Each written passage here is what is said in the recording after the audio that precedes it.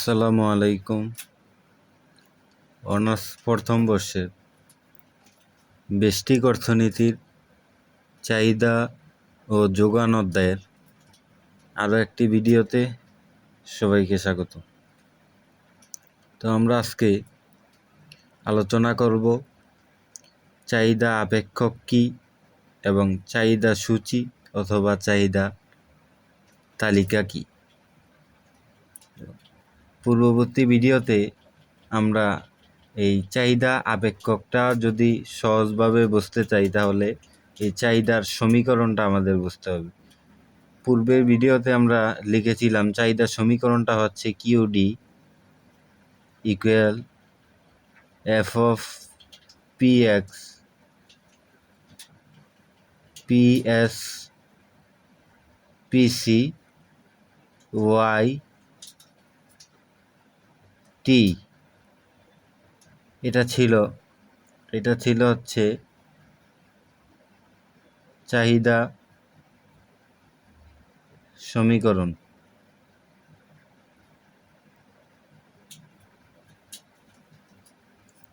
তো এটা হচ্ছে চাহিদা সমীকরণ।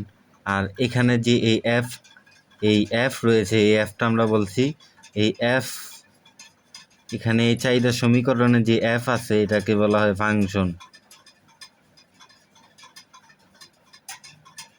ফাংশন, যাকে বাংলাতে বলা হয় আপেক্ষক।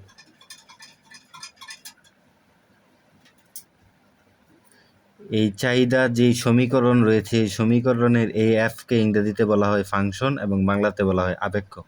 তো আমরা এটা হচ্ছে একটা চাহিদার আপেক্ষক। এই কোয়ান্টিটি অফ ডিমান্ড মানে হচ্ছে চাহিদার এই আপেক্ষক। এই চাহিদার আপেক্ষকটা যদি এই বুঝতে চাই তাহলে এটা যদি আমরা একটু এখানে যে এগুলি আছে আমাদের রয়েছে পিএক্স মানে হচ্ছে দাম, পিএস মানে হচ্ছে পরিবর্তক দাম, পিসি হচ্ছে পরিপূরক দ্রব্যের দাম, ওয়াই মানে হচ্ছে আয়, টিতে মানে হচ্ছে ক্রেতাদের রুচির পরিবর্তন।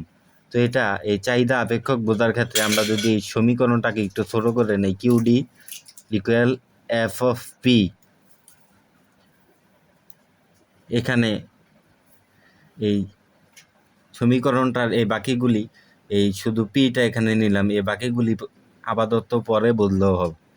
তো এখানে নিলাম QD equal F of P, এখানে পি হচ্ছে দাম, এই এফ হচ্ছে এখানে ফাংশন মানে হচ্ছে আপেক্ষক, আর কিউডি হচ্ছে চাহিদার পরিমাণ। তো চাহিদা আপেক্ষকটা কি তাহলে আমরা যদি বুঝতে চাই, চাহিদা আপেক্ষকটা হচ্ছে এই চাহিদার কোনো পণ্যের, আমরা এর আগে বলেছিলাম যে চাহিদা বিধি হচ্ছে কোনো দ্রব্যের দাম বাড়লে চাহিদা কমে এবং দাম যদি কমে তাহলে চাহিদা বাড়ে। এই দামের এবং এই দাম এবং চাহিদার পরিমাণের এই ক্রিয়াগত যে সম্পর্ক তাকে বলা হয় চাহিদা আপেক্ষক। তা যদি আমরা লিখতে চাই 1 নম্বর, তোর কোনো দ্রব্যের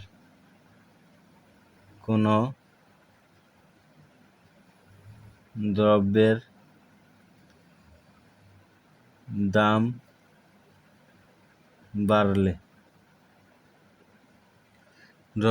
বাড়লে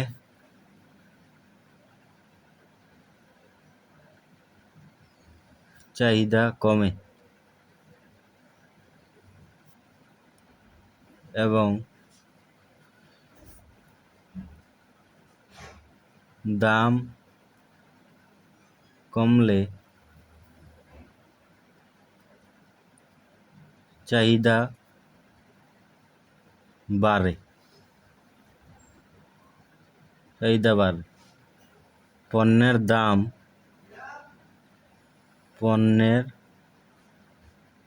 দাম এবং চাহিদার পরিমাণের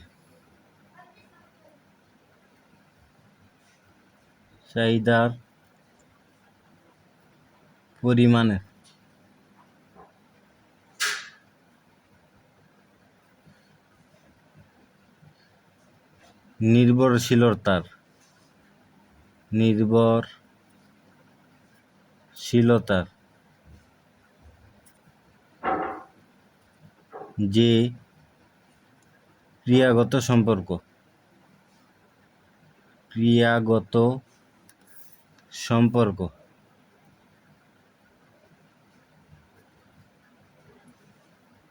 ক্রিয়াগত সম্পর্ক তাকে চাহিদা আপেক্ষক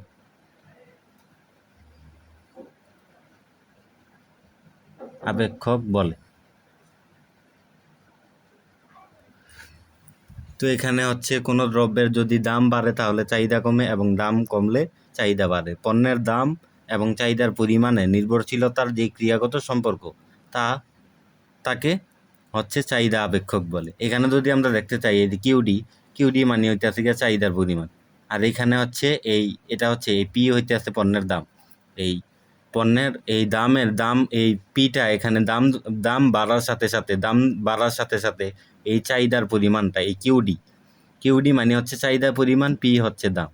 তাইলে এই পণ্যের দাম যদি বাড়ে তাহলে এই চাহিদার পরিমাণটা কি হয়? কমে, চাহিদার পরিমাণটা কমে। আর যদি পণ্যের দাম কমে যায় তাইলে চাহিদার পরিমাণটা বাড়ে।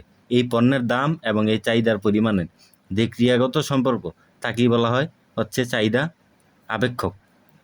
তো এটাকে আবার কোনো বইতে আবার আরেকভাবেও লেখা আছে যে স্বাধীন চলকের পরিবর্তনের ফলে অধীন চলকের যেই পরিবর্তন হয় তার ক্রিয়াগত সম্পর্ককেই বলা হয় চাহিদা আপেক্ষক। তো আমরা এখানে এই যে কিউডি ইকুয়াল এফ, এটা বোঝার সুবিধার্থে আবার লিখলাম।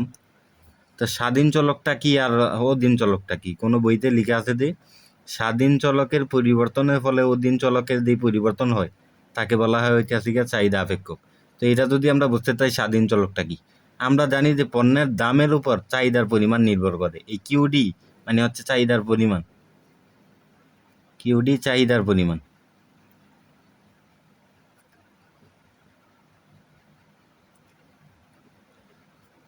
কিউডি হচ্ছে চাহিদার পরিমাণ, আর এখানে পি তো দাম, পি হচ্ছে দাম। তো আমরা জানি যে এই চাহিদার পরিমাণের পরিবর্তন হয় দামের উপর ভিত্তি করে। দাম যদি বাড়ে তাইলে চাহিদার পরিমাণ এই কিউডি কমে, আর দাম যদি হচ্ছে কমে তাহলে চাহিদার পরিমাণ বাড়ে। তো এখানে যদি লক্ষ্য করলে দেখা যায় যে এই চাহিদার পরিমাণ পরিবর্তন নির্ভর করে এই দামের উপর। তার মানে এই পণ্যের দাম হচ্ছে এটা হচ্ছে স্বাধীন চলক। তার মানে এটার উপর পণ্যের দাম স্বাধীন চলক আর হচ্ছে চাহিদার পরিমাণ হচ্ছে অধীন চলক। কীভাবে? যদি চাহিদার এই পরিমাণের উপর যদি দাম বাড়া কমা নির্ভর করতো তাহলে চাহিদার পরিমাণ আমরা বলতাম যে চাহিদার পরিমাণ হচ্ছে স্বাধীন চলক, কিন্তু না, চাহিদার পরিমাণটা বাড়া কমা নির্ভর করতেছে এই পণ্যের দামের উপর। এই জন্য পণ্যের দামটা এখানে হচ্ছে স্বাধীন চলক আর এই চাহিদার পরিমাণ হচ্ছে অধীন চলক। তাই এই স্বাধীন চলকের পরিবর্তনে এই স্বাধীন চলক মানে পণ্যের দাম, এখানে স্বাধীন চলকের পরিবর্তনের ফলে অধীন চলকের যে হারে পরিবর্তন হয় তার নির্ভরশীলতার যে ক্রিয়াগত সম্পর্ককে তাকে বলা হয় চাহিদা আপেক্ষক। এখানে এইভাবে বলা আছে আর কি। তো তারপরে যেই বিষয়টা ছিল এটা হচ্ছে আশা করি 1 নাম্বার যে কোশ্চেনটা ছিল এটা ভালোভাবে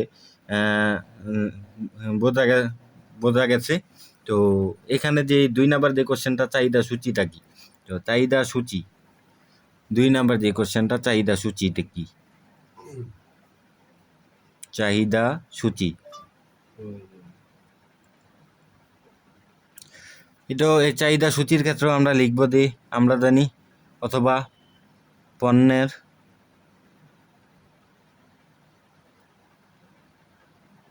দাম বাড়লে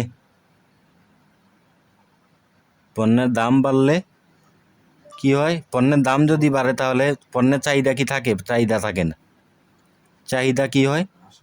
চাহিদার পরিমাণ পণ্যের দাম বাড়লে চাহিদার পরিমাণ কমে এবং দাম কমলে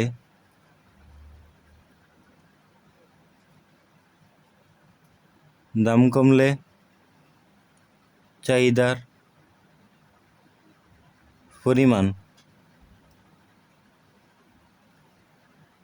পরিমাণ বাড়ে।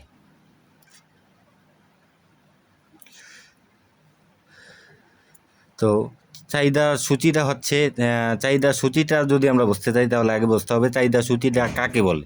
পণ্যের দাম বাড়লে চাহিদার পরিমাণ কমে এবং সে দাম কমলে চাহিদার পরিমাণ বাড়ে আমরা জানি। এর নির্ভরশীলতার সম্পর্ক নির্ভরশীলতার সম্পর্ক নির্ভরশীলতার সম্পর্ক যে সূচির মাধ্যমে প্রকাশ করা হয়, সূচির মাধ্যমে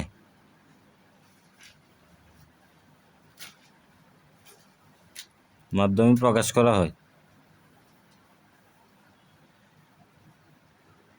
সূচির মাধ্যমে প্রকাশ করা হয় তাকে চাহিদা সূচি বলে। চাহিদা সূচি বলে।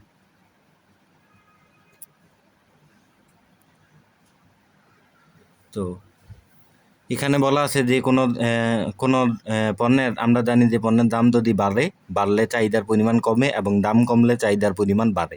এর নির্ভরশীলতার সম্পর্ককে যে সূচির মাধ্যমে প্রকাশ করা হয় তাকে হচ্ছে চাহিদা সূচি বলে বা চাহিদা তালিকা বলে। আর প্রথম যেটা ছিল চাহিদা আপেক্ষক কাকে বলে? চাহিদা আপেক্ষক হচ্ছে কোনো দ্রব্যের যদি দাম কমে তাহলে এই চাহিদা হচ্ছে বাড়ে এবং ওইটা থেকে দাম বাড়লে চাহিদার পরিমাণ কমে। দাম এবং চাহিদার পরিমাণে এই নির্ভরশীলতার সম্পর্ক, অর্থাৎ হচ্ছে এই যে দাম এখানে হচ্ছে এখানে যদি এই পণ্যের দাম এই পি হচ্ছে পণ্যের দামের সাথে যে এই পরিমাণ চাহিদার পরিমাণের যে নির্ভরশীলতার সম্পর্ক যে সমীকরণের মাধ্যমে প্রকাশ করা হয়, এই যে ক্রিয়াগত সম্পর্ককে তাকে বলা হয় তাকে কি বলা হয়? চাহিদা আপেক্ষক। তাকে এই চাহিদা আপেক্ষক বলে। এই এফ মানে হচ্ছে ফাংশন, এই চাহিদা আপেক্ষক বলে। তো এই ছিল এই পর্যন্ত, দেখা হবে নেক্সট কোনো ভিডিওতে। সেই পর্যন্ত সবাই ভালো থাকো। আসসালামু আলাইকুম।